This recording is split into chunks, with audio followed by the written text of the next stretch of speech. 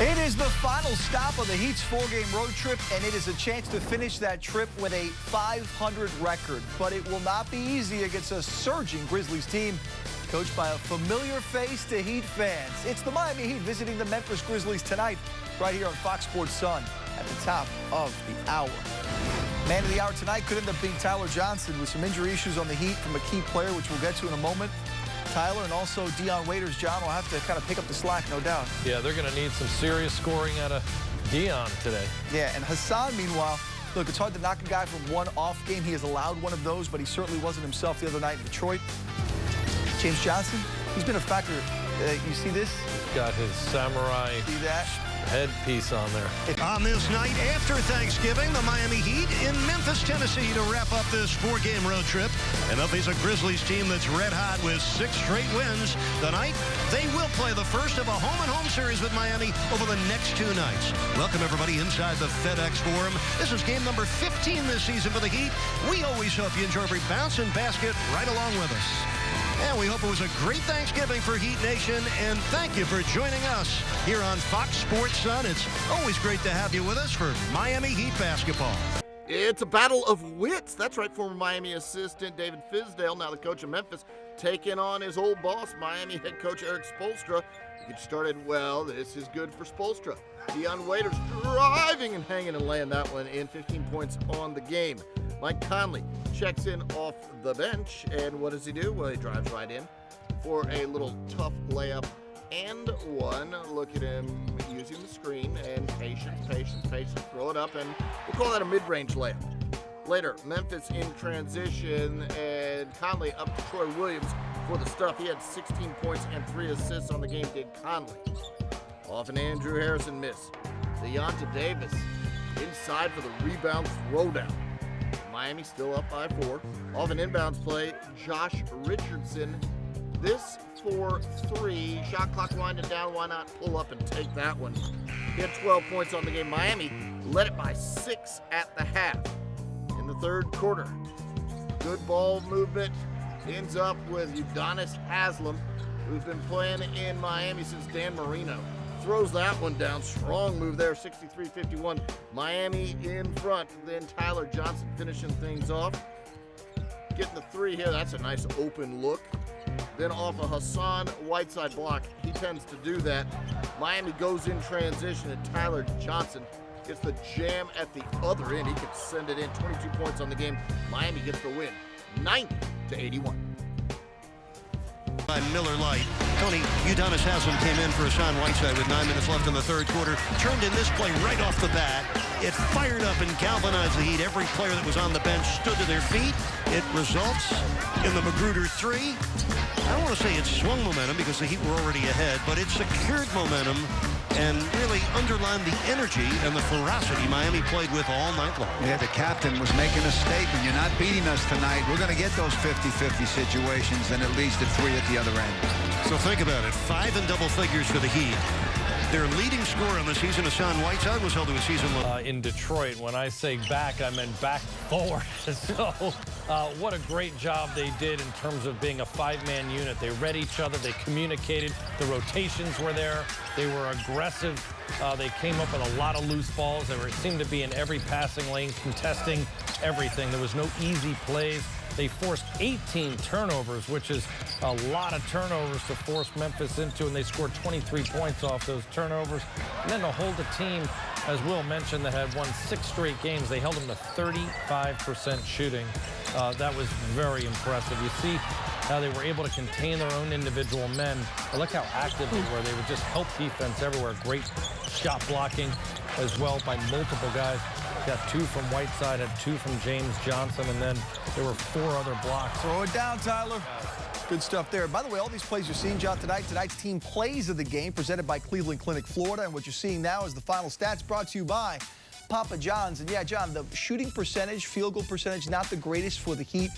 But when you look around, what allowed Miami to get this victory tonight? It was the defense. Night out, he just produces. I think his game is such that he gets good shots. Look at the way he gets to the open area here in the corner. The team moves the ball well, but not only can he make 3-point shots, I should say, he also can beat people off the dribble. And he was able to knock down enough of these threes to really force the defense to come out to him. He was 3 of 4 beyond the arc. He was able to attack off the dribble as well, rebound the basketball, because he doesn't settle by just staying outside on the perimeter. He gets into the painted area either on offensive or defensive rebounds, and he's a very physical player. He was outstanding. I mean, this guy always brings the energy, always the spark, but boy, he really got it done production-wise. They needed someone to really score the basketball, and Tyler was it. Look at this, just right off the rim, free throw line to free throw line. He beats everybody down the floor, and then making shots from outside.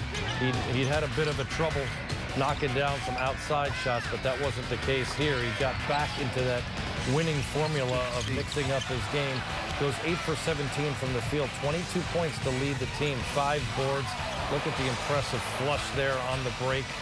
Just a tremendous job by him in 32 minutes of play. Josh Richardson, who really has been struggling with a stroke the last couple of games, had a rough night in Detroit. John, what was the difference tonight with the shot? Yeah, you mentioned rough. I mean, he really is a shot maker, and he went 2 for 5 in his last game and really struggled the game before, but he came out firing anyway and winds up making 4 of 7 threes, 12 points, which were really much needed out there on the perimeter to stretch that defense out.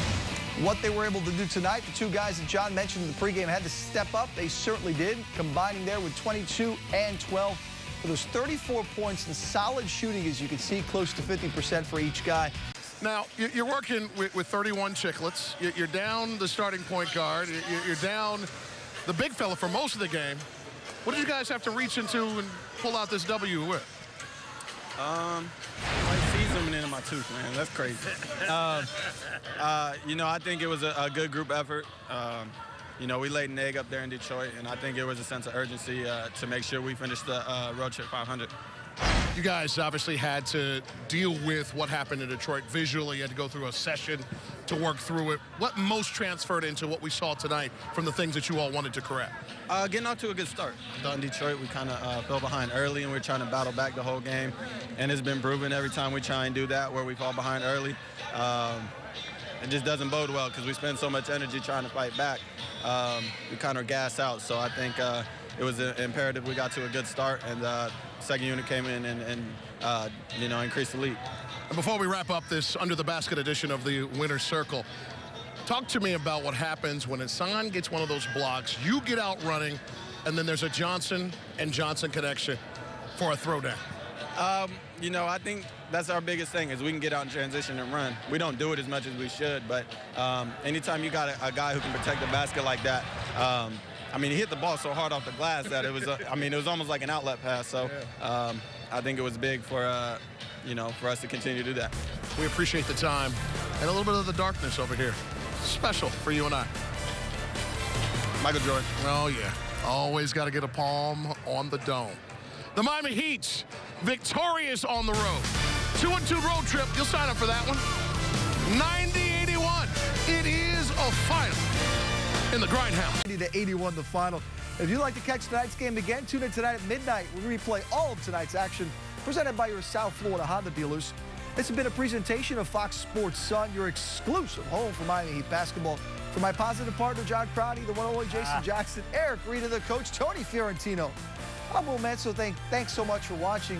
We'll see you back tomorrow night. Once again, 7:30, Heat Live gets started in Miami. Heat Grizzlies Part 2. We leave you now with the final take.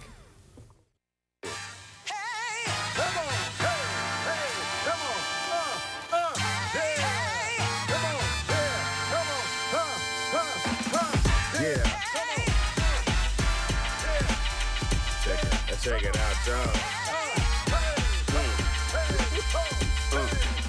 The point guard is my position. I'm like a coach on the floor, so you know I make good decisions. Peripheral vision, deceptive to most. Penetrate, kick it to the wing while staring at the post. Coast to coast, I can take you cause I'm smarter. Handle the rock like N1 or Sean Carter. Make it work harder because of my skill. Dealing out the assist, so my team gets a little thrill. I concealed the fact that I got D. Anticipate your mental and rip you like it planned to be. I go behind my back, between my legs, crossing free. But don't sag off too much cause I can hit the three. As you can see, I control the court. 10 around of the four.